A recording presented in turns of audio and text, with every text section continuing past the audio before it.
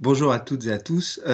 Du coup, je suis Clément Lavaux. Ce que je vous propose, c'est qu'effectivement, on est quelques-uns du Pass Culture et Thibaut, du coup, qui représente le ministère de la Culture. Je vous propose qu'on se présente l'équipe du Pass, ensuite qu'on te donne la parole, Thibaut, pour que tu puisses te présenter et du coup peut-être introduire un peu. Et après, je reprendrai la parole et après, on succédera les différentes interventions pour vous présenter le Pass Culture. Donc, effectivement, cette présentation, l'idée, c'est qu'elle soit pas forcément la plus courte possible, mais assez resserrée pour qu'on puisse avoir pas mal de temps d'échange après, en 1 heure. Et on l'a vraiment orienté sur la part collective. Et donc, c'est Louise qui se présentera tout à l'heure, qui va surtout vous présenter cette part-là. Donc, moi, je suis Clément Lavaux. Je suis responsable des relations avec les collectivités territoriales et les services de l'État au Pass Culture. Et je suis aussi dans le groupe de travail éducation populaire qui s'est mis en place il y a quelques mois. Et j'étais auparavant directeur d'MJC en Île-de-France. Je donne la parole à Lorraine, par exemple. Bonjour à tous, donc Lorraine Taravella et je suis, chargée moi de développement sur le territoire de l'Île-de-France et en parallèle, j'ai aussi cette casquette, sectorielle, comme là Clément, sur, tout ce qui concerne l'éducation populaire et on l'a regroupé aussi avec les tiers-lieux et moi ça fait depuis 5 ans que je développe le Pass Culture et je passe la parole à Paul, je vois que tu es connecté. Oui, bonjour à tous et toutes. Donc, je m'appelle Paul Orca, je travaille au Pass Culture, moi, au sein de je suis chargé des publics. Donc, je suis les sujets des relais jeunesse et globalement aussi de l'éducation populaire. Donc, je parlerai de comment parler du Pass Culture aussi aux jeunes que vous pouvez rencontrer. Je te passe la parole, Louise. Je crois que tu es connectée aussi. Oui, bonjour à tous et à toutes. Donc je suis, Louise Casal, coordinatrice adjointe à l'éducation artistique et culturelle, au sein du Pass Culture et du coup, je suis en charge, avec, ma collègue du bon déploiement de cette part collective et donc de former les acteurs et de rencontrer les acteurs culturels. Voilà. Thibaut, je te laisse la parole. Oui, et donc Thibaut Jarvaille, à la DG de TDC du ministère de la Culture, en charge du suivi global du dispositif. Donc en effet, je vais faire quelques petits mots d'introduction avant de vous laisser la parole, la SAS. Déjà, merci Hervé aussi pour cette invitation. Du point de vue de la DG de TDC, c'est quand même très important d'avoir ces temps-là, parce que c'est important que les acteurs de l'éducation populaire soient présents sur le pass, mais enfin, au-delà d'être présent, d'être actif, parce que on a été dans une période de recensement des acteurs, mais voilà, tous ne sont pas encore très actifs. Et l'idée, c'est de savoir comment on peut proposer des offres vraiment intéressantes pour nos jeunes dans cette deuxième partie un peu de développement du pass. On arrive un peu dans une phase de bilan. On a des très bons résultats sur la part individuelle, hein, avec plus de 3 millions de bénéficiaires, 24 000 acteurs culturels. Donc voilà, on peut encore aller plus loin avec l'éditorialisation un peu plus poussée. Mais pour la part individuelle, on est quand même sur quelque chose qui commence à tenir la route. Et voilà, le gros chantier, bien évidemment, c'est cette part collective avec la grosse actualité qui est l'extension au 6e, 5e dès cette rentrée. Donc maintenant, on va toucher l'ensemble du collège et l'ensemble du lycée avec cette part collective. Et comme je le disais, l'idée, c'est de proposer des offres qui soient le plus co-construites possible avec les établissements scolaires qui vont avoir la charge de mettre en place cette part collective, en favorisant au maximum les pratiques de nos jeunes, les pratiques artistiques et culturelles des jeunes, et de pas être sur seulement des offres un peu clés en main, donc d'essayer d'aller un peu plus dans le détail. Je pense qu'aussi, c'est important d'avoir vos retours parce que enfin, c'est aussi l'importance de ces temps forts, comment on peut s'améliorer. Il y a pas mal d'évolutions, il y a pas mal de pédagogie à faire sur comment les acteurs peuvent se renseigner, enfin peuvent s'enregistrer sur cette part collective, voilà, le fonctionnement des commissions de référencement dans les différentes régions, des fois, c'est pas forcément clair pour tout le monde. Donc l'intérêt aussi, c'est d'expliciter cela aujourd'hui. Comment poster une offre de manière totalement très pratique sur le pass, comment travailler éventuellement avec les autres acteurs du terrain, les collectivités, etc. Donc voilà, le but c'est aussi de vous laisser la parole pour que vous posiez le maximum de questions et je laisse Clément, Lorraine, Paul et Louise présenter parfaitement les choses. Et n'hésitez pas si vous avez des questions. Alors, juste une petite précision. DGTC, Délégation générale à la transmission au territoire et à la démocratisation culturelle, qui est une nouvelle délégation qui a été créée il y a un peu plus d'un an maintenant, enfin en 2021, au sein du ministère de la Culture pour traiter justement de ces questions de droit culturel, démocratisation culturelle, démocratie culturelle. Vous êtes notamment en lien, je pense, avec le bureau de Nicolas Merle et de Paul Jernigon au ministère. Voilà, moi je disais ça parce que moi, Oui. effectivement, c'est mes interlocuteurs, mais tous mes collègues ne sont pas forcément familiers. Voilà. Mais en tout cas, c'est effectivement le service qui suit le partenariat avec l'éducation populaire et les Francas en particulier. Merci. Tout à fait. Merci beaucoup. Alors, je vais partager la présentation.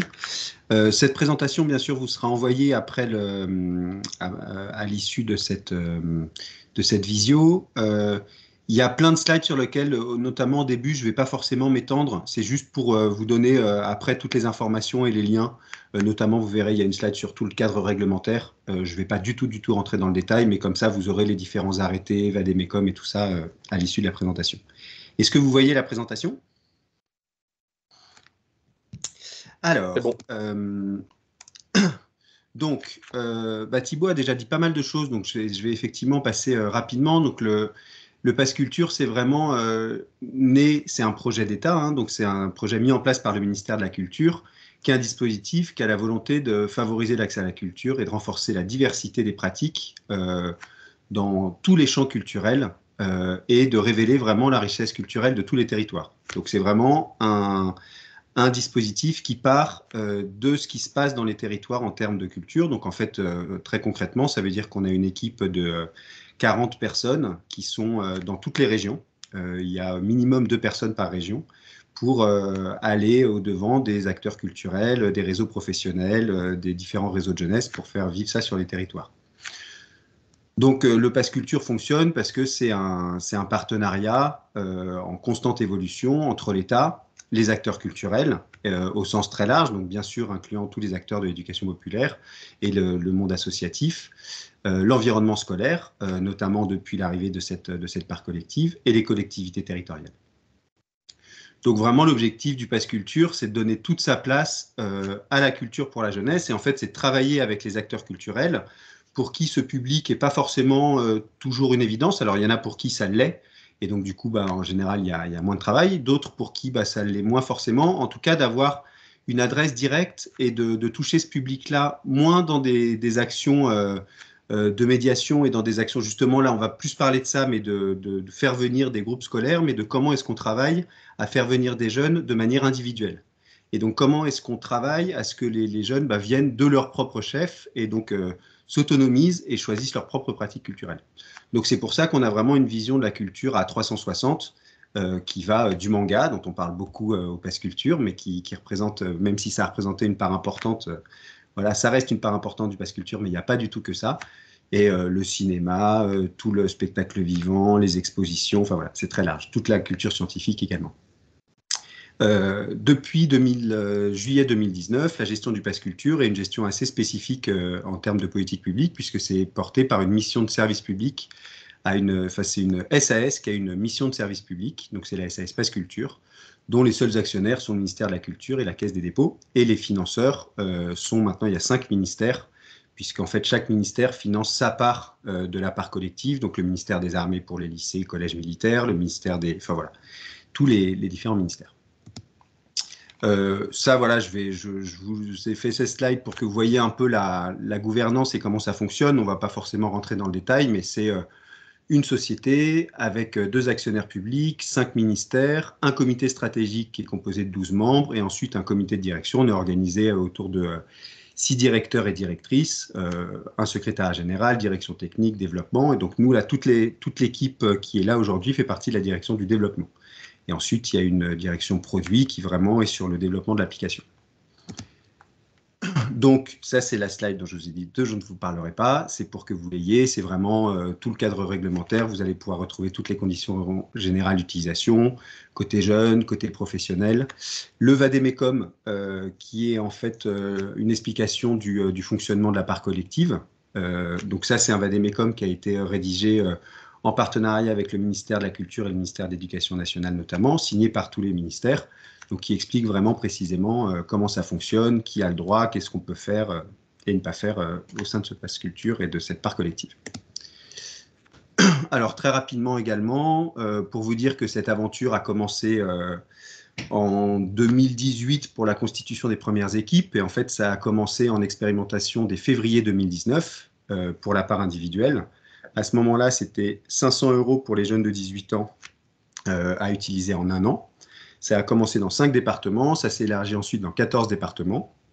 Et le pass culture sous sa forme actuelle a été déployé en mai 2021 sous une forme un peu différente, puisqu'à ce moment-là, c'était 300 € à 18 ans utilisables en 2 ans et des crédits qui sont arrivés après en septembre 2021 qui faisaient un crédit individuel, mais on reviendra plus dans le détail pour les plus jeunes à partir de 15 ans, et la mise en place progressive de cette part collective.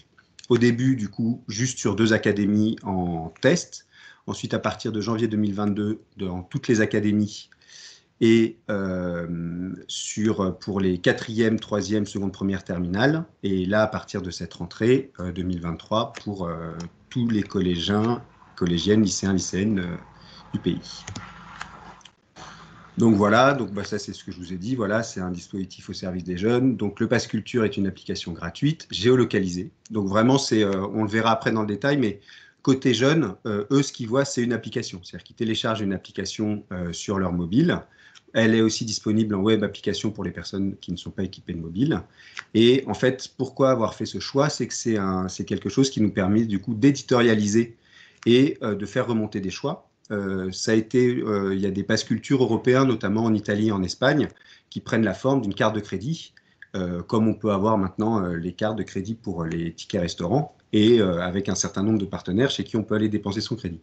Ce n'est pas le choix qui a été fait par le ministère de la Culture en France, c'est vraiment d'avoir un outil qui permet d'éditorialiser les propositions, qui permet de mettre en avant vraiment ce qui peut se passer sur les territoires, et du coup, à travers un certain nombre de playlists éditorialisées au niveau national et pour beaucoup au niveau régional ou départemental, qui permet de mettre en avant toutes les propositions, même voilà, d'acteurs associatifs, de tous les festivals, notamment pendant l'été. Alors pas tous, mais un grand nombre de festivals qui peuvent avoir lieu un peu partout. Donc entre 15 et 17 ans, c'est une enveloppe globale de 80 €. On reviendra dans le détail après. Et à partir de 18 ans, c'est 300 € valables 2 ans. Donc ensuite, ça c'est la partie application, et il y a le développement aussi du portail professionnel qui vous concernera plus, qui est vraiment un dispositif et un portail qui permet aux acteurs culturels et aux collectivités, en tant qu'acteurs culturels, de mettre en avant leurs propositions. C'est la même application pour c'est le même portail pour la part individuelle et pour la part collective. Vous, le référencement se fait sur donc le portail professionnel, donc passculture.pro, et ce qui vous permet ensuite de faire des propositions et d'accéder directement aux jeunes qui sont autour de vous, soit sur les propositions individuelles ou alors aux établissements scolaires de votre territoire. Alors, c'est à vous de définir la notion de territoire, hein, c'est en fonction de votre capacité de mobilisation. Ça peut être au niveau départemental, ça peut être au niveau académique, ça peut être au niveau interrégional, ça peut être au niveau national, c'est vraiment à vous de voir. Et c'est un outil voilà, dont l'ergonomie est travaillée tout le temps, sur lequel ça nous permet aussi de récupérer de manière anonyme et en respectant toutes les règles RGPD, un certain nombre de données sur les pratiques des jeunes, et de pouvoir, à travers des études et tout ça, les partager aux acteurs culturels pour savoir, pour affiner un peu comment est-ce qu'on travaille ensemble pour cette mission de diversification des pratiques. Donc, pour diversifier les pratiques, il faut se mettre d'accord sur un état des lieux. Voilà où on en est et comment est-ce qu'on peut permettre sur chaque territoire que chaque jeune puisse accéder à des choses nouvelles qu'il n'aurait pas découvert sans le pass culture, ou en tout cas pour lequel le pass culture est un facilitateur. Donc sur le pass culture, notamment sur la part individuelle, on peut trouver des places et des abonnements de théâtre, de cirque, opéra, tout ce qui peut se passer dans les médiathèques en termes d'action culturelle et tout ça. On trouve des biens culturels, des livres, BD, DVD, CD, des disques, des instruments de musique. Il y a aussi un certain nombre de services numériques des e-books, de la presse en ligne, quelques jeux vidéo. Alors c'est très très peu la place des jeux vidéo sur l'application, notamment parce qu'en fait les acteurs du numérique ne sont pas remboursés de ce qu'ils font. Ils mettent en avant des propositions, mais qui sont pas forcément gratuites pour les jeunes, mais eux ne sont pas remboursés. Plein de rencontres avec des artistes, des conférences, voilà, plein de types de rencontres, des visites, tout ce qui est pratique artistique, dont des cours, des ateliers, que ce soit des ateliers à l'année ou des ateliers ponctuels, voilà, et du matériel, notamment matériel de beaux-arts, pour tout ce qui va être voilà, dessin, peinture, calligraphie, etc. Et je donne la parole à Lorraine pour la suite. Merci Clément. Donc effectivement, on voulait vous partager déjà quelques chiffres pour vous montrer comment voilà, le dispositif est plébiscité à la fois par les jeunes et par les partenaires, acteurs culturels. Aujourd'hui, on a plus de 3 millions de jeunes en fait, qui se sont inscrits, donc 3,4 millions précisément. Et parmi ces jeunes-là, en fait, il y en a 1,3 million qui ont moins de 18 ans. Alors là, c'est plutôt des chiffres côté individuel d'ailleurs, sur les jeunes. Parmi ces jeunes-là, en fait, c'est 77% des jeunes qui sont éligibles et qui ont plus de 18 ans qui ont fait la démarche de s'inscrire. Et pour les moins de 18 ans, c'est 53% de jeunes. Et côté partenaire, on a 18 000 personnes qui sont voilà, inscrites aujourd'hui et proposent des offres. Donc, on a enregistré 79 millions d'offres créées qui ont généré 42 millions de réservations. Là, on voulait justement vous détailler un petit peu. Tout à l'heure, Clément vous a parlé de ce crédit pour les 15-17 ans, donc une enveloppe globale de 80 €. Et vous voyez là le détail par année. En fait, à partir de 15 ans, donc on peut s'inscrire, récupérer 20 €. Et à 16 et 17 ans, on a 30 €, budget qui peut se cumuler jusqu'à la veille de ses 18 ans. Là, l'objectif de cette partie-là, donc on est sur l'offre individuelle, c'était vraiment de pouvoir voilà, faire en sorte que les jeunes s'accommodent déjà du dispositif avant leurs 18 ans. Et donc côté individuel, mais aussi côté collectif. Et donc voilà, maintenant depuis là, à la rentrée, on s'adresse donc aux jeunes qui, dès la classe de 6e jusqu'à la terminale. Et donc vous voyez de la même manière le montant qui est alloué chaque année par élève. Donc de la 6e à la 3e, ça va être 25 € par élève. De la seconde, pour les secondes et CAP, c'est 30 €. Et pour les premières et terminales, 20 € par élève. Et donc voilà, je pense que Clément en a un petit peu parlé au début, mais c'est vraiment ce dispositif à destination des publics scolaires, en montée en lien avec notamment le ministère de l'Éducation nationale, le ministère de l'Agriculture, le ministère des Armées et le secrétariat d'État à la mer. Donc voilà.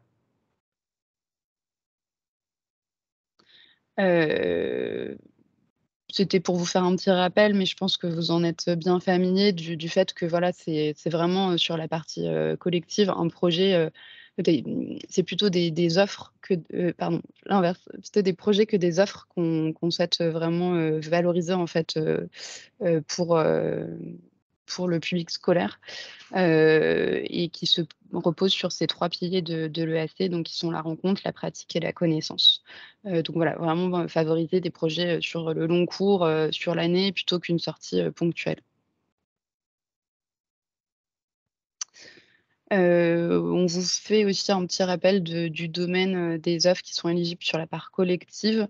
Donc voilà, il y a du patrimoine, des visites, tout ce qui va concerner l'art visuel, l'art numérique, la culture scientifique, la musique, le cinéma, tout ce qui est formation aux médias aussi, information, et bien entendu le spectacle vivant.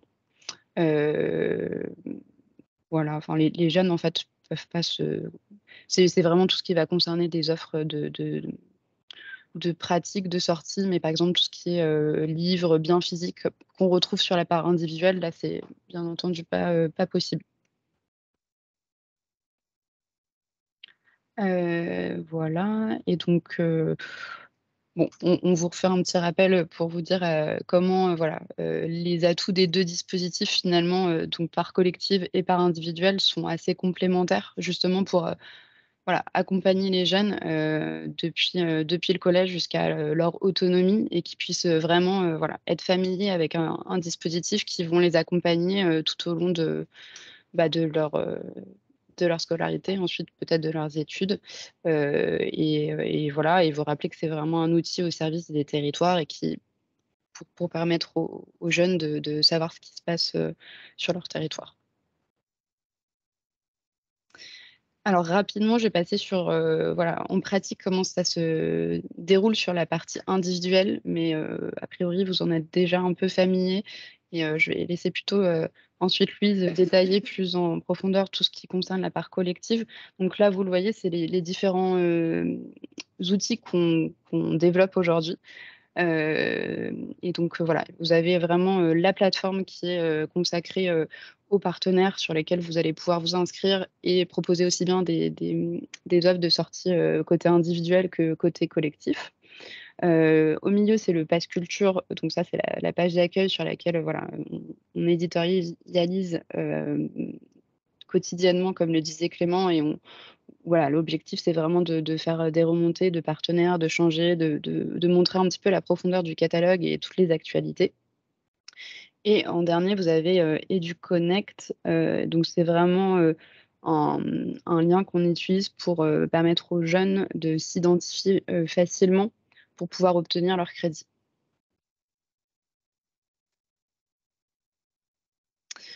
Et donc en détail côté, partenaire, culturel, comment ça se passe? Donc, voilà, vous voyez, il y a le petit formulaire d'inscription, c'est, la toute première étape pour vous inscrire si vous ne l'avez pas encore fait. On vous demande simplement, votre mail et de vous associer en fait au numéro de sirène de la structure, de laquelle vous dépendez. Et ensuite, tout simplement, une fois que vous êtes connecté à votre structure, vous pouvez, voilà, créer vos offres et une fois que les offres sont créées donc et disponibles en ligne, vous avez la possibilité de faire, facilement, le suivi et voilà, vous avez un petit exemple d'écran et en tout cas, voilà, côté individuel, les jeunes peuvent, faire, leur réservation via l'application. Voilà, là, vous avez un peu en détail le parcours, utilisateur côté jeune, comment ça se passe. Donc vous voyez la page d'accueil, en premier. Ensuite, voilà, comment ils peuvent, dérouler toutes les offres et voir, ce qui se cache derrière chaque image. Et pour rappel aussi, je ne sais pas si je l'ai dit encore, mais on a aussi la possibilité, enfin les jeunes ont la possibilité de chercher les offres via une barre de recherche. Et en dernier, vous voyez, voilà, une fois que la réservation est effectuée, on génère un petit QR code comme ça avec toutes les informations pratiques pour que les jeunes se rendent facilement, chez nos partenaires. Et Louise va donc vous parler plus en détail de la part collective. Oui, tout à fait. Merci beaucoup, Lorraine. J'espère que vous m'entendez bien. Donc la part collective, comme vous l'expliquait Lorraine, ça permet, de financer, des activités d'éducation artistique et culturelle effectuées en groupe sur les temps scolaires, qui soient encadrés par des professeurs, mais qui peuvent se dérouler soit, dans les établissements scolaires, soit en dehors des établissements scolaires.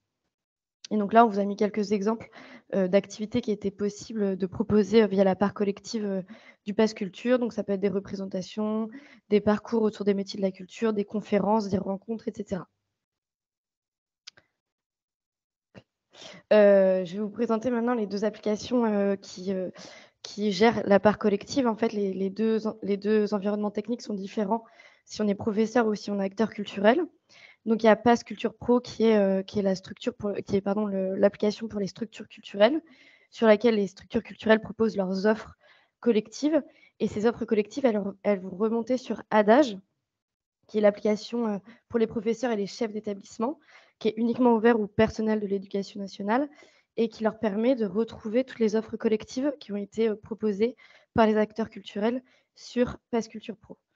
Mais, il y a une étape cruciale pour, pouvoir proposer ces offres collectives et qu'elles soient visibles sur Adage, c'est d'être référencé Adage. Donc en fait, ce référencement Adage, il est demandé afin que, les DRAC et les rectorats s'assurent de la qualité des actions, proposées par les acteurs culturels en matière, d'éducation artistique et culturelle et puis pour vérifier aussi le projet pédagogique des acteurs culturels. Et il y a aussi, comme vous l'expliquait Lorraine, il faut s'assurer que les projets des acteurs culturels, reposent bien sur l'un des 3 piliers de l'EAC, donc les rencontres, les pratiques et les connaissances. Et donc, comment on fait pour être référencé à Adage en tant que structure culturelle? Il faut aller sur Démarche simplifiée et remplir un formulaire de demande de référencement. En fonction de la typologie d'acteurs, ce formulaire il sera examiné par des commissions différentes. Soit il passera en commission nationale, qui est composée d'un représentant du ministère de la Culture et d'une représentante du ministère de l'Éducation nationale. Ces dossiers-là sont pour les acteurs qui ont bénéficié d'un conventionnement de l'État durant ces 3 dernières années. Et si ce n'est pas le cas, le dossier sera examiné en commission régionale, qui est composée d'un représentant de la DRAC, d'un représentant de la DAC, de l'académie dans lequel se situe le siège social de l'acteur culturel. Il y a quelques exceptions à ça, c'est-à-dire que les structures qui relèvent du champ de l'éducation populaire et qui bénéficient d'un conventionnement du ministère de la Culture et d'un agrément éducation populaire sont directement éligibles au référencement Adage. Donc le formulaire sera examiné, les pièces justificatives également, mais il sera présumé que l'acteur culturel répond aux attendus pédagogiques liés à des interventions du coup dans les milieux scolaires. Et donc, la commission nationale sera à même de référencer l'acteur culturel et le cartographier sur Adage. Donc, une fois que cette étape elle a été remplie et que l'avis rendu a été favorable, l'acteur culturel est directement ajouté à l'annuaire Adage des professeurs et visible sur Adage. Et donc là se débloque pour lui la possibilité de créer des offres collectives. Tu Et peux. juste un petit détail là-dessus. Donc, effectivement, vous concernant les Francas, donc vous rentrez vraiment dans ce cas particulier d'un réseau bénéficiant d'une convention pluriannuelle d'objectifs avec le ministère de la Culture. Donc, à partir du moment où les associations sont agréées ont l'agrément éducation populaire, vous êtes renvoyé sur la commission nationale dont Thibaut fait partie, du coup. Thibaut, peut-être que je te laisse. Ouais, juste une actualité par rapport à ça, c'est qu'on va justement faire évoluer le référencement sur Adage. C'est-à-dire que maintenant, tout va passer enfin, courant septembre, tout va passer en commission régionale. En fait, on va nous solder toutes les demandes qu'on a eues au national, et puis après, on va créer un seul formulaire démarche simplifiée qui va se mettre en place progressivement. Ça ne change rien au fait que les fédérations d'éducation populaire restent de facto éligibles au pass culture, sauf que donc, ça va passer par ces commissions DRAC, DAC.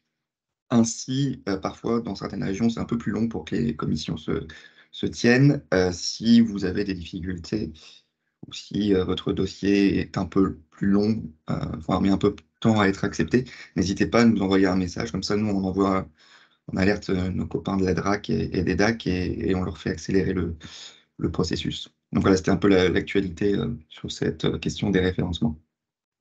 Et l'objectif de cette régionalisation, c'est qu'en fait, il y a eu un certain nombre de remontées, notamment des DRAC et des rectorats. Et en fait, ils voyaient arriver des propositions d'associations que eux n'avaient pas référencées.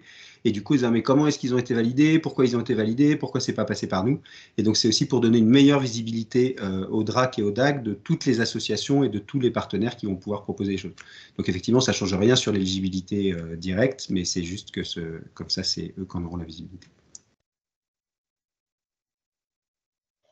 Voilà, merci beaucoup pour ces précisions. Et juste pour vous expliquer un peu côté pratique, donc pour l'acteur culturel, vous êtes référencé dans l'annuaire Adage. Donc, vous êtes visible sur la plateforme des enseignants et des personnels de l'éducation nationale. Vous pouvez créer vos offres sur Pass Culture Pro, des offres qui s'adressent à des classes de la 6e à la terminale. Et ces offres vont remonter dans le catalogue Adage et seront visibles par les enseignants qui pourront vous contacter, pré-réserver les offres et faire tout le cheminement pour que votre projet puisse être mis en place. Côté professeur maintenant, la slide d'après.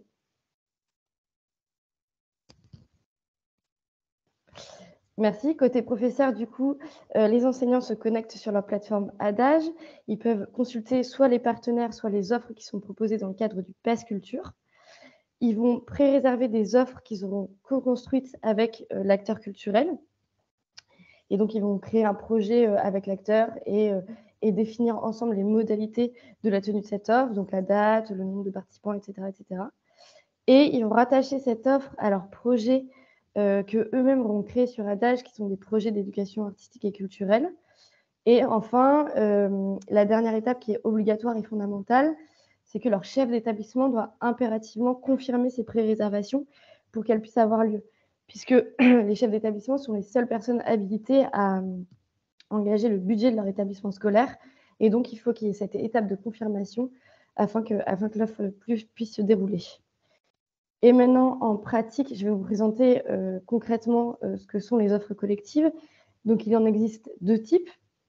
Une offre dite réservable, c'est une offre qui a été déjà co-construite avec un enseignant ou avec un établissement scolaire. Donc, elle a une date, un prix, il y a toutes les modalités pratiques qui concernent cette offre et le projet pédagogique qui va être mis en place. Et puis, il y a d'autres offres qui s'appellent des offres dites vitrines, qui sont des offres qui servent en fait aux acteurs culturels à exposer leur programmation, leurs projets, leur intention, etc. Donc en fait, ils créent des offres dans lesquelles ils vont expliquer leur projet pédagogique, leur projet artistique. Ces offres, elles vont remonter sur Adage et être visibles par tous les professeurs et les enseignants. Et ils vont pouvoir avoir la possibilité de contacter l'acteur culturel et de co-créer ensemble un projet qui va mener à créer ensuite une offre réservable qui sera adressée à cet enseignant avec lequel ils auront créé le projet. Les offres collectives, elles peuvent être soit gratuites, soit payantes. Elles peuvent se dérouler soit dans un lieu culturel, soit au sein de l'établissement scolaire, soit dans un autre lieu qui aura été jugé adapté. Elles peuvent avoir plusieurs formes. Elles peuvent se dérouler sur un même jour et contenir plusieurs activités, c'est-à-dire qu'il peut y avoir une rencontre, suivie d'une projection, suivie d'un atelier, etc., sur une même période. Et puis, il peut y avoir des projets un peu plus long cours qui peuvent se dérouler soit sur plusieurs mois, sur un trimestre, sur l'année scolaire. Et là, pour ces projets un peu plus long cours, nous, on vous conseille, PS Culture, de créer des offres à chaque activité. Ça sera plus simple pour vous pour assurer le suivi et pour aussi assurer le suivi des remboursements. Le coût de ces offres collectives, il est forfaitaire, donc il peut inclure tout à fait le matériel qui est nécessaire à la réalisation de l'atelier, de la pratique, etc. Il peut également inclure le coût des intervenants jusqu'à l'établissement scolaire. En revanche, une offre collective ne peut jamais inclure le coût des transports, d'hébergement et de restauration des élèves. Ce n'est pas possible, et l'achat de livres. Et sur la dernière slide, je voulais vous donner quelques règles qui concernent les offres collectives, notamment réservables. C'est les offres que vous avez donc co-construites avec un enseignant, un établissement scolaire. Donc cette offre, elle est forcément datée, il y a une date d'intervention. Elle a également un prix, même si elle est gratuite ou si elle est payante, il y a un prix forfaitaire qui est renseigné. Il n'y a pas de limite dans ce prix.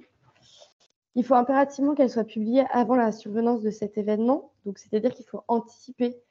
Quand vous publiez l'offre, il faut anticiper il faut vraiment la publier avant le moment dans lequel elle doit se dérouler, puisque nous, les offres collectives peuvent faire l'objet d'une vérification par nos services, et ça peut prendre jusqu'à 72 heures. Donc, il faut vraiment anticiper et la publier avant la survenance de l'événement. Elle est pré-réservable par uniquement un seul établissement scolaire, puisqu'elle a été construite avec cet établissement scolaire. Elle est donc d'abord pré-réservée par l'enseignant qui est concerné, et puis elle est ensuite, ce que je vous disais, confirmée par le chef d'établissement. Ça, c'est impératif. Le chef d'établissement, il peut l'annuler jusqu'à 30 jours avant la survenance de l'événement. Après ce délai, il n'aura plus la possibilité de l'annuler. En revanche, vous avez la possibilité, en tant qu'acteur culturel, de modifier cette offre jusqu'à 48 heures après l'événement. C'est-à-dire que votre offre a eu lieu, l'événement, l'activité s'est déroulée, mais il y a eu des imprévus, il y a moins d'élèves que prévu, etc. Donc, vous avez la possibilité de modifier le prix à la baisse, par exemple, et vous avez également la possibilité de l'annuler 48 heures après l'événement. Ça, c'est une possibilité qu'on a développée pour pallier à certains imprévus, comme des grèves, etc. Donc, vous avez la possibilité, en fait, de jouer sur vos offres jusqu'à 48 heures après l'événement. Voilà pour les règles pour les offres collectives. Et voilà, je laisse Clément reprendre la main. Merci beaucoup. Je ne vais pas développer les slides suivantes, c'est juste pour que les différentes ressources, pour que vous ayez en fait déjà les contacts en région, donc qui sont les personnes dans chacune des régions qui vont pouvoir vous accompagner. Nous avons, si vous voulez plus de détails et si vous voulez en parler à d'autres associations de votre réseau ou de votre territoire, on organise un webinaire tous les jeudis de 14h à 15h30 qui est un webinaire qui permet de s'inscrire, donc qui présente à la fois la part individuelle et la part collective. Et là, on vous a remis différents liens qui permettent d'accéder au téléchargement de l'application, l'accès à l'application professionnelle, enfin au portail professionnel et tout ça. Voilà, et ben, cette présentation est terminée. Donc, du coup, et ben, je vous passe la parole. Très bien, bah merci à vous toutes et à vous tous. Alors, j'ai vu qu'il y avait déjà quelques questions dans le chat, mais avant ça, donc je veux bien, Didier, si tu es d'accord, que tu nous fasses un court témoignage pour illustrer comment tu as passé les étapes qui ont été décrites par Louise notamment. Et puis après, on aura un échange. Alors, je ne sais pas si on aura le temps de traiter toutes les questions, mais on se mettra aussi au clair sur ce que vous avez dit, c'est comment on fait remonter les suggestions, les problèmes rencontrés. Donc, est-ce que c'est plutôt vers l'interlocuteur régional ou est-ce que c'est auprès de vous? Mais ça sera notre petite conclusion. Donc, Didier Rodet. Donc, Didier Rodet, c'est le directeur des Francas de Saône-et-Loire. Donc, à toi de nous dire donc, comment… au Francas de Saône-et-Loire, on a décidé de s'inscrire dans la démarche Pass Culture sous l'angle de l'éducation aux médias et l'information. Et donc, on a suivi tout le cheminement que vous avez expliqué, avec l'inscription sur le site, l'enregistrement, le référencement. Alors nous, le référencement, il a été effectivement accéléré. Il a été fait de niveau régional. Il a été accéléré parce qu'effectivement, les Francas étant association complémentaire de l'enseignement public, c'est tout de suite plus simple. Donc il n'y a aucune question sur… il n'y avait pas de débat particulier. D'autant plus que la personne que j'ai eue, moi, en contact au rectorat, connaissait déjà les Francas, en fait. Donc ça facilite les choses. Et j'ai eu un entretien, une rencontre en visio avec cette personne-là, qui était, c'était quoi son titre déjà, c'était chargé de mission départementale auprès, au rectorat auprès du DAZEN de Saône-et-Loire. Voilà. Et donc on a échangé pendant une bonne heure en visio et au téléphone pour que je lui explique un peu plus en détail ce qu'on avait prévu de faire et ce qu'on pouvait proposer. Et donc, petit coup de pouce de sa part, elle m'a proposé de diffuser en direct notre offre vitrine auprès de tous les référents culture des établissements scolaires du département de Saône-et-Loire. Donc, ça, c'était le petit plus. Je ne sais pas si dans tous les départements ou dans toutes les régions ça se fait, mais voilà, nous, on a eu cette chance-là. Et du coup, voilà. Et après, une fois qu'on a eu fait ça, notre offre vitrine a été validée et elle est en ligne depuis 2 ans, enfin 1 an et demi, depuis le début du Pass Culture. Et alors dans la foulée, ça a déclenché 4 appels téléphoniques d'établissements scolaires en 1 semaine. Pour des renseignements, des questions, et ça a débouché sur au moins 2 interventions après dans la foulée, dont une seule finalement a été inscrite définitivement par l'établissement dans le cadre du Pass Culture, et l'autre, en fait, on a trouvé des financements, l'établissement a travaillé sur une source de financement parallèle, parce que le projet était plus large, ça ne rentrait pas directement uniquement dans le Pass Culture, donc voilà. Donc voilà, donc ça suit son cours tranquillement. Après, ce que j'ai découvert en l'utilisant, c'est que nos offres vitrines, notre offre ou nos offres vitrines, quel que soit le nom qu'on propose, pour qu'elles soient visibles et repérables par un établissement scolaire, il faut en faire la pub. Parce que pour en avoir échangé avec des référents culture dans différents établissements, en fait, avec Adage, ils ont accès à l'ensemble des offres pratiquement nationales. Donc, il suffit qu'un intervenant ou une structure culturelle basée, je ne sais où, moi, à Bordeaux, ait décidé que dans son fonctionnement, elle puisse intervenir sur mon département de Saône-et-Loire, et ben, elle apparaît dans le listing des structures possibles. Donc en fait, la difficulté pour l'établissement avec qui on a travaillé, ça a été de trouver on va dire l'offre dans la foultitude. Voilà, parce qu'il a fallu chercher, soit visiblement côté enseignant, alors ça a peut-être bougé depuis, mais il y a un an, c'était compliqué pour chercher par département, enfin voilà, les critères de recherche sur Adage étaient un peu obscurs. Donc du coup, ils avaient un peu de mal à trouver l'offre. Bon, on y est arrivé petit à petit à force d'échanger par téléphone, mais voilà, ça a été un peu chaotique. Donc toujours est-il qu'il faut en faire la pub après auprès des établissements scolaires en disant bah voilà, on a cette offre collective sur le Pass Culture, sur votre serveur Adage, et pour la retrouver, voilà comment elle s'appelle. Et pour en faire la pub, il faut donner le titre de l'offre collective, enfin de l'offre vitrine, parce que sinon, trop compliqué à trouver, en fait. Voilà. Donc voilà. Donc après, sauf si le serveur Adage a bougé depuis, mais voilà, à l'époque, c'était un peu compliqué. Et puis après, bah, ça suit son cours. Et alors, autre chose aussi, vous l'avez dit, bah, je crois que c'est Louise qui l'a dit, vous avez dit, effectivement, il faut que, une fois que l'offre est calée, et tout ça en termes d'organisation pédagogique, il faut qu'administrativement, il faut absolument, effectivement, qu'elle soit validée par le chef d'établissement avant que ça commence. Donc, juste nous, je nous le dis, parce qu'on est entre nous, en fait, on a bidouillé un peu avec l'établissement scolaire parce qu'on s'est trouvé coincé, en fait, avec ça. On est tombé dans une période où il n'était pas disponible, moi non plus. Enfin voilà, il y a eu un petit couac de délai.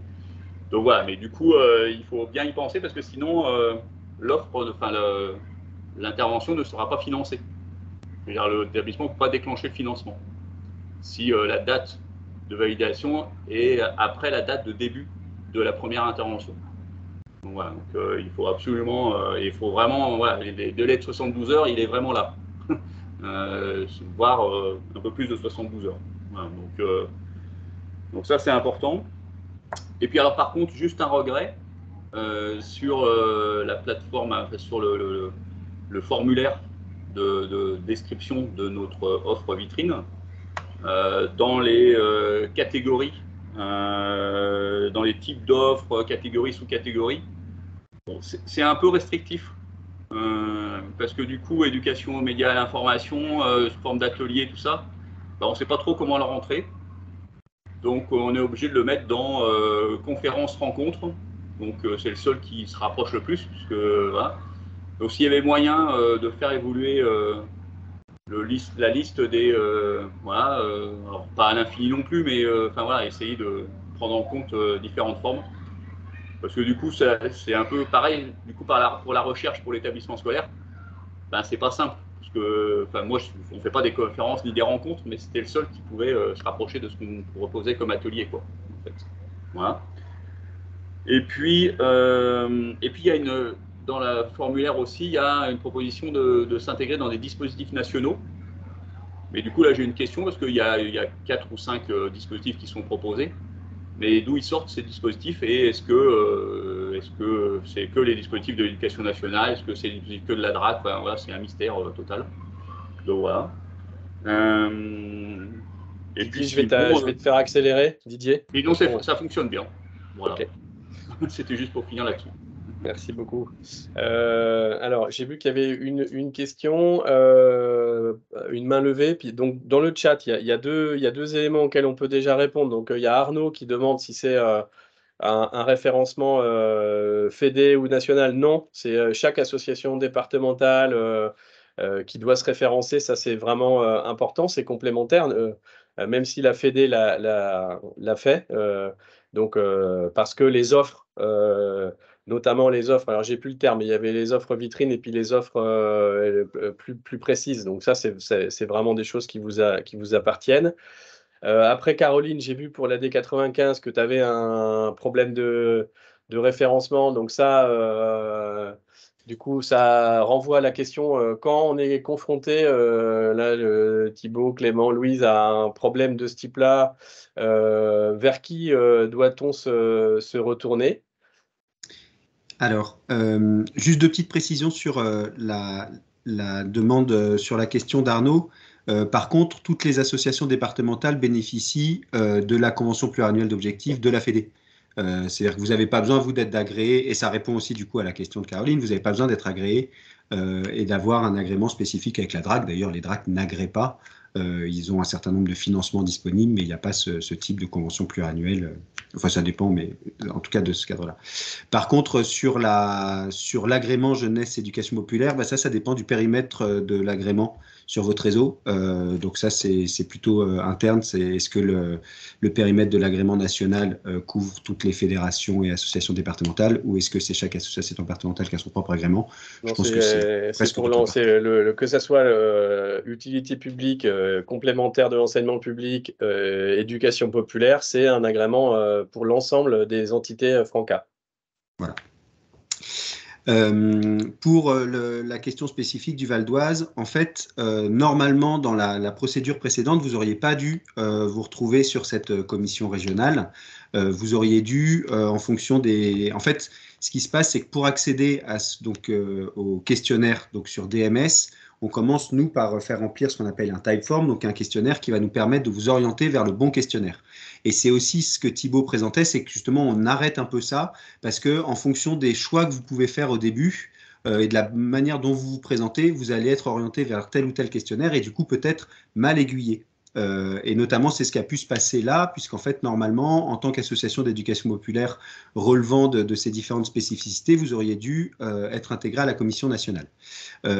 Du coup, ce qui s'est passé, c'est que comme ces dossiers-là étaient gérés par la commission nationale, les commissions régionales n'étaient pas forcément toutes très au fait de ces particularités, et notamment quand les commissions régionales connaissent peut-être moins certains mouvements d'éducation populaire.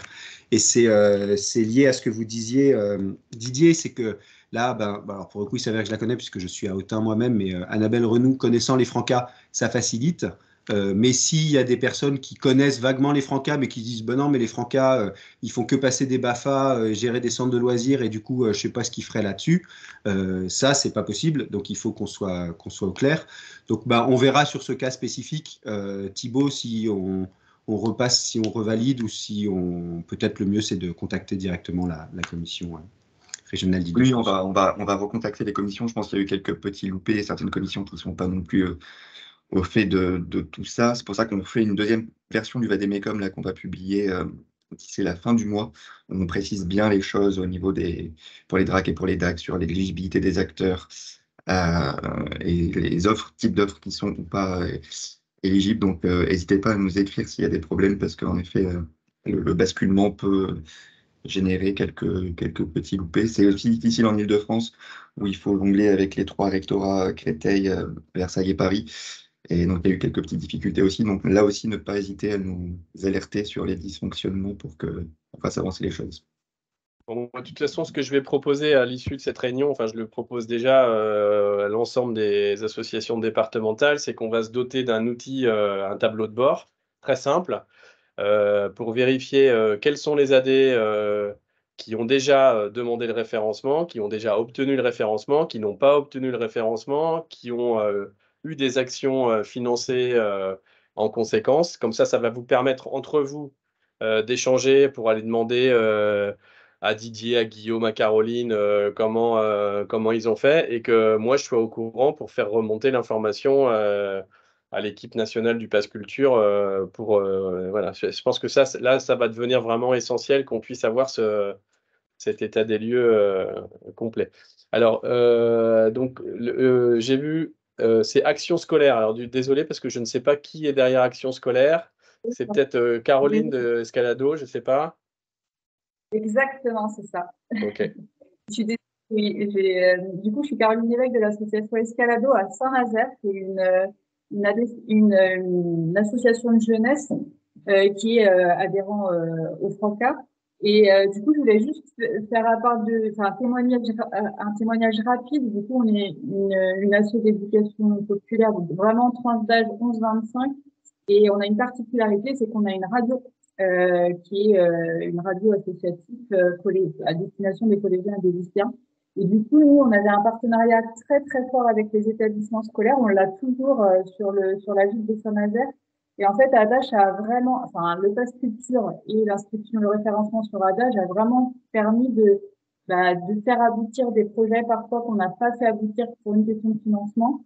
Là, de fait, alors, ça prend du temps. La question du référencement, moi, du coup, enfin, voilà, ça nous a mis 6 mois. On est référencé depuis septembre de 2022, mais ça a mis vraiment longtemps à se mettre en place.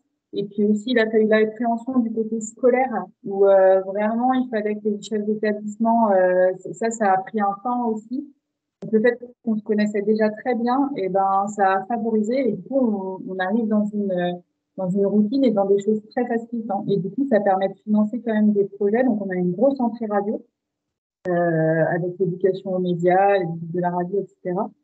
Et puis, je voulais aussi faire part de la subtilité entre l'offre vitrine et l'offre réservable. Nous, on a eu un laps de temps qui a été assez long avant de comprendre que la différence entre l'offre vitrine et l'offre réservable par projet.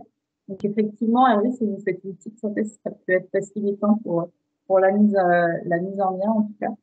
Mais c'est plutôt quelque chose de très, très positif. En tout cas, de notre point de vue, voilà. On a eu une entrée ENI et maintenant, on élargit à partir de la rentrée sur quelque chose autour de la création numérique et de la vidéo, etc.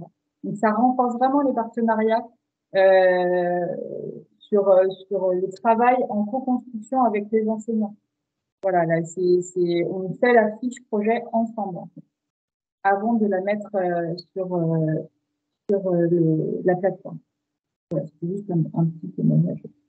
Ok, merci. Alors, j'ai vu qu'il y avait Erwan qui avait levé la main, puis je crois qu'il y a Cécilia aussi qui voulait poser une question. Alors, voilà, Erwan, à toi. Hop là. Bonjour à tous, Erwan Averti, directeur d'antenne de Radio Sommière, Franquia du Gard.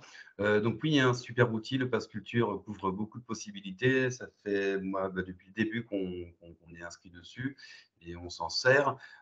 Le seul petit bémol, c'est que parce que je travaillais dessus, moi, sur la création aussi avec le Clémy Occitanie, et c'est vrai que, en tout cas, nous, au niveau de l'éducation aux médias, de la radio, tout ça, beaucoup de radios ont eu du mal parce que on n'est pas très bien référencé dans les offres au début. En fait, c'est qu'arrivé au bout d'un moment dans les déclinaisons où on peut mettre éducation aux médias et à l'information, alors que normalement, c'est un point qui est assez important pour l'éducation nationale.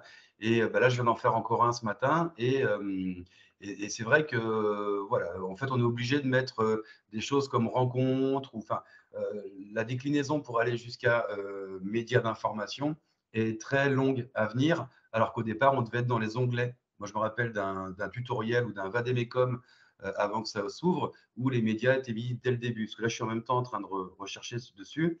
Parce qu'en fait, voilà, par exemple, nous, on n'est pas dans les catégories. Il n'y a pas les médias dans les catégories. Il y a cinéma, musique live, jeux, conférences, rencontres, musées, spectacles vivants. Il n'y a pas l'éducation aux médias, et qui normalement est un point important dans le monde de l'école. Donc ça, c'est un petit dommage, alors que dans le référentiel de départ, ça y était. Et l'autre truc, c'est que dans les dispositifs nationaux, par exemple, il n'y a pas une web radio un par un ou des choses comme ça. Donc voilà, c'était juste mon petit retour. Après, l'outil est super, hein. Il ouvre vraiment beaucoup d'opportunités pour les établissements scolaires qui n'avaient pas les moyens avant. Donc voilà, c'était juste un petit truc comme ça. Merci. Alors, Cécilia, tu disais que tu voulais savoir si tu avais le droit de poser une question. Donc oui, tu as le droit de poser une question. Merci du coup Hervé. Bonjour à tous. Du coup, moi je coordonne le projet Graines de Philo sur Strasbourg du coup. Donc là, notre structure a été acceptée récemment donc pour le Pass Culture Pro et du coup, je vais faire le référencement Adage dès que possible avec ma directrice.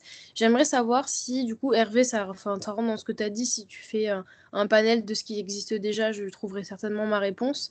Mais si déjà les personnes présentes ici ont déjà eu une expérience Pass Culture Pro, action collective pour les scolaires avec Graines de Philo, tout simplement.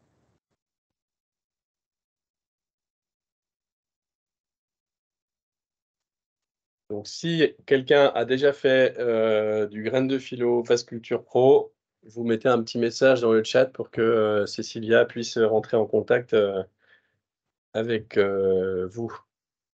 Et du coup, c'est aussi à destination des personnes du Pass Culture qui sont présentes du coup qui nous ont fait la présentation. Est-ce qu'il y a moyen de vous contacter par mail? Bon, j'ai pris l'adresse du contact Grand Est, hein, du coup, dans la présentation que vous avez fait. Mais est-ce qu'il y a moyen que je vous contacte aussi par mail pour échanger avec vous s'il y a un problème? Voilà, tout simplement. Eh ben, je vais répondre et je pense que ça répondait à la question d'Hervé. Je pense que le plus simple, en fait, c'est surtout que ce sera plus efficace, notamment avec la régionalisation prochaine des commissions. Dans le Grand Est, c'est Sarah Lang et Barbara Merlot qui s'occupent du dispositif. Donc, en fait, c'est elles qui sont derrière l'adresse générique. C'est juste comme elles sont deux, ça permet en fonction des départs, de vacances, de congés, tout ça, que il y ait tout le temps un suivi. Je pense que le plus simple, c'est que vous les contactiez elles. Elles seront plus au fait de comment ça se passe, peut-être des choses locales. Par contre, si vous avez une vraie problématique et s'il y a un vrai blocage, peut-être que le plus simple, c'est à voir ensemble, Hervé, mais c'est que ça remonte par vous et qu'ensuite vous nous fassiez un retour ça peut être à Thibaut et moi pour les situations qui sont très bloquantes. Okay. Non mais oui, moi je pense que c'est logique. On va jouer comme ça à la carte de la fluidité, de la régionalisation. Et puis voilà, moi j'ai mon tableau de bord général, plus les remontées de problèmes ou de réussite aussi. C'est intéressant que ce ne soit pas que les problèmes qui me remontent, mais voilà. Et n'hésitez vraiment pas à faire remonter les réussites. Si vous avez une action que vous voulez à un moment mettre un peu en valeur, d'en faire un petit bilan avec 2 photos, un petit texte et un petit verbatim. Nous, c'est des choses qu'après, on peut mettre en valeur, notamment dans les reportings qu'on fait tous les mois au DRAC, qu'on peut mettre en valeur sur un certain nombre de supports et qui permet aussi, du coup, de visibiliser votre action sur les territoires et dans le cadre de dispositifs. Ok. Alors, moi, j'ai une question parce que je ne pense pas l'avoir entendu. Alors peut-être que c'est plutôt pour Louise ou pour Clément, mais sur la question de l'économie de la part collective, vous avez mis ce que ça permettait de financer et ce que ça ne pouvait pas financer. Vous avez fait un petit lapsus, Louise, en disant ça permet de financer l'intervenant jusqu'au collège, mais donc en fait c'est le transport de l'intervenant.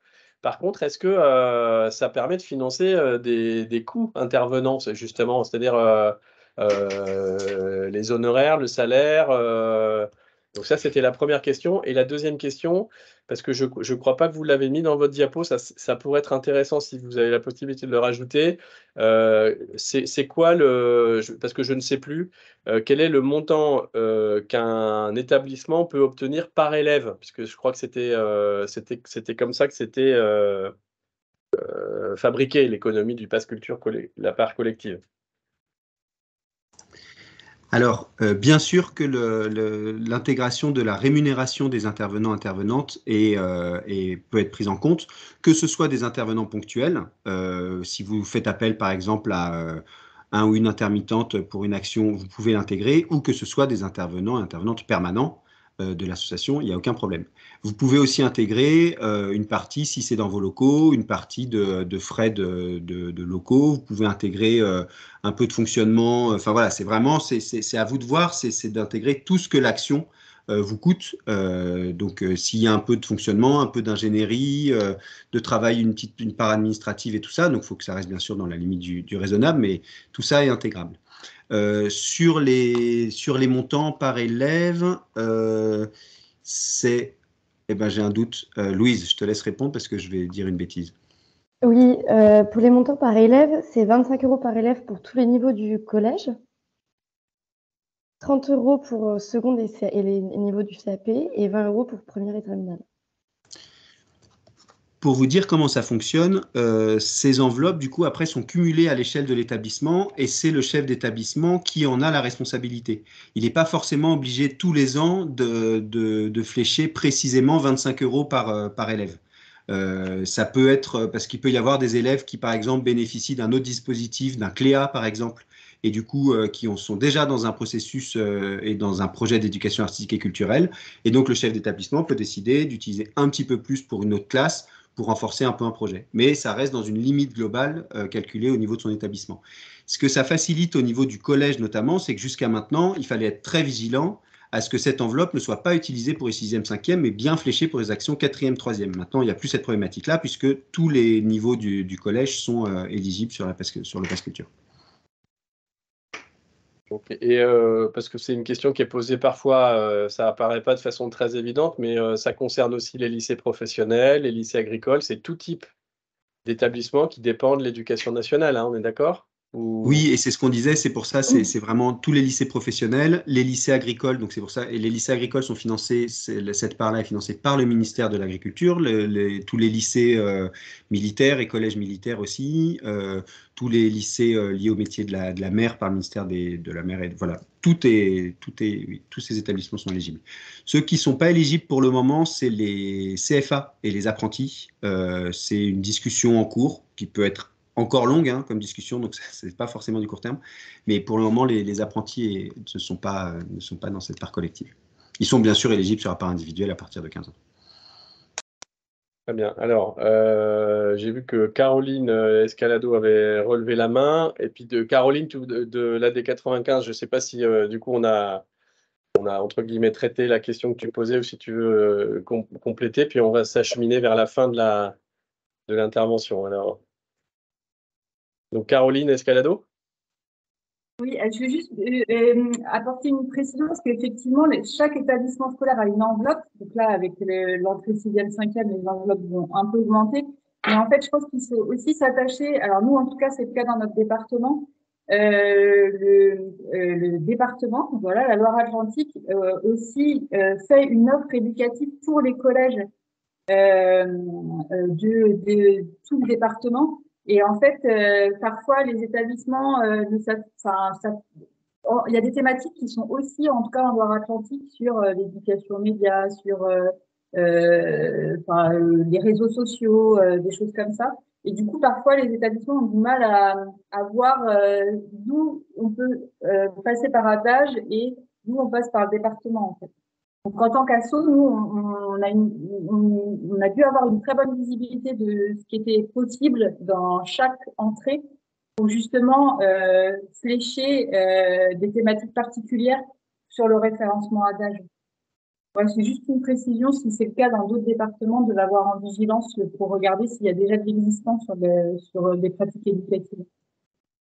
Merci. Donc, Caroline Bess, est-ce que tu complètes ou on va traiter? Bah, de toute façon, je vais retenter. Je vais réessayer de faire la démarche. Mais enfin, j'ai trouvé ce qui m'a mise un petit peu en colère, je dois le dire. C'est je reçois un refus. Je me dis, bon, j'ai peut-être pas bien complété le dossier et tout ça. Donc, je fais un mail en mettant en pièce jointe la CPO des Francas avec le ministère et je reçois un deuxième refus. Okay. Bah donc, ce que tu fais, Caroline, c'est que tu nous renvoies ça, cet échange de mails, et je l'envoie à Clément et en fait, c'est les mails par la plateforme. C'est les mails par la plateforme démarche simplifiée. Si tu arrives à récupérer des choses. Là, je viens d'aller voir justement, et comme mon dossier, j'ai plus rien, c'est écrit, tu sais, tu as action en cours ou état d'avancement, tu as brouillon, machin, et là, c'est écrit dossier refusé, j'ai plus rien. D'accord. Bon, bah écoute, alors on va dire que tu reprends, et puis par contre, tu nous tiens au courant pour vérifier que ça. Ok. C'est plus fluide. Démarche simplifiée qui ne simplifie pas grand-chose. Il faut leur remettre à chaque fois toutes les pièces qu'on a déjà mises pour d'autres demandes. Hein. Mais bon, c'est pas. Après, moi, je trouve que c'est pas hyper facile cette plateforme. Mais là, c'est pas de votre faute. Hein. Mais chaque fois, il faut remettre son dernier compte rendu d'AG, son RIB. Enfin, voilà. Mais c'est pas de votre faute. Mais ça simplifie pas vraiment. Alors, je sais pas, Erwan, il a l'air de dire que lui, il n'a pas fait tout ça. Donc. Moi, j'ai juste mis le numéro de siret des Francas et j'ai pas eu de souci là du tout. Hein. Moi, j'ai eu aucun document à fournir ni rien. Donc, je sais pas. Ouais. Eh ben, ouais, en fait, c'est possible que du coup, sur les réponses que vous avez données, Erwan, vous soyez passé par la commission nationale. Donc, très clairement, c'est Thibaut, ici présent, et Pascal Curnier qui ont présenté votre dossier. Donc, du coup, ça a peut-être facilité les choses par rapport au Val d'Oise. Thibaut, est-ce que tu conseilles d'attendre la nouvelle procédure qui va arriver ou de recommencer par l'ancienne? Et du coup, ce sera… Ouais, je pense que ça va être mis en place là, cette semaine, enfin aujourd'hui ou lundi.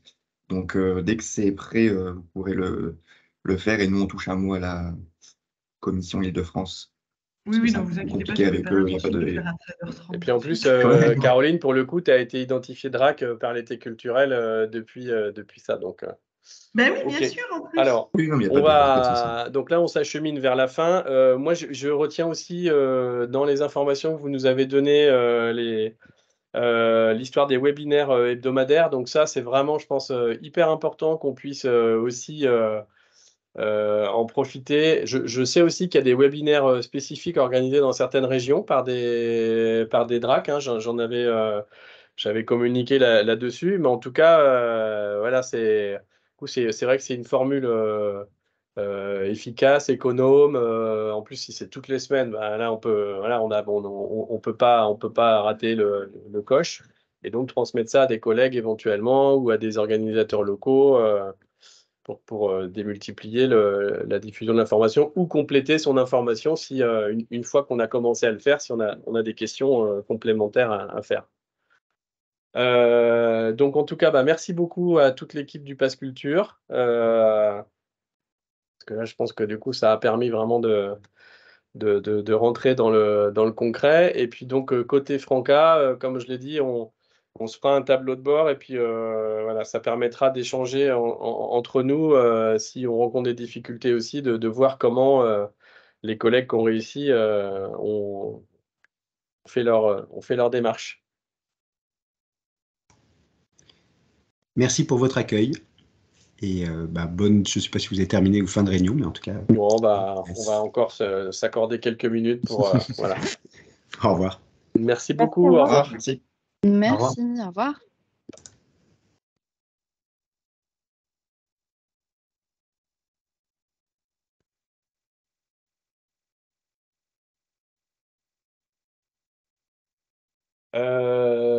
Donc voilà, par rapport à ce tableau de bord là, il va falloir que je réfléchisse à quelque chose qui soit relativement simple pour que ça soit pas voilà, une nouvelle démarche trop lourde. Peut-être qu'on va mettre en place un outil partagé qu'on peut actualiser. Comme ça, ça permet, quand vous avez une info à mettre à jour, que ça soit fait en direct et puis avec les mails de chacun pour que vous puissiez voilà, faire des échanges entre vous.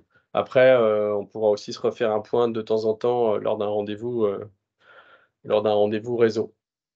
Juste là, comme ça, en direct, vous pouvez lever la main, celles et ceux qui sont déjà référencés à DAGE.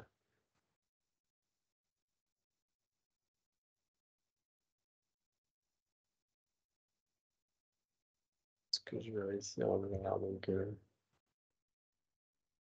Guillaume, Didier, donc Escalado, Erwan. Alors Erwan, c'est pour Radio Sommière ou c'est pour les Francas du Gard? Francas du Gard, on a déjà la radio et un centre de loisirs dessus. Enfin, une ludothèque.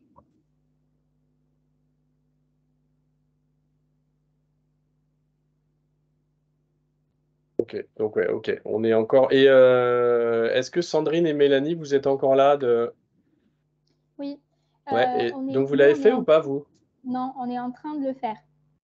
D'accord, ok. C'est pour ça que j'ai pas levé la main, parce que tu vois, c'était moyen, quoi. On est en train de le faire. Ok, ça marche. Et Hervé, si je peux rajouter pour information, pour les collègues, c'est ça qui est pratique aussi, c'est qu'une fois que ton association des Francas est reconnue, tu peux vraiment dedans ouvrir différents lieux. C'est-à-dire que nous, on a la radio, on a la ludothèque, on peut en rajouter en fait. Donc, si on a plusieurs activités, on peut toutes les mettre sous le même dossier. Voilà. D'accord, ok.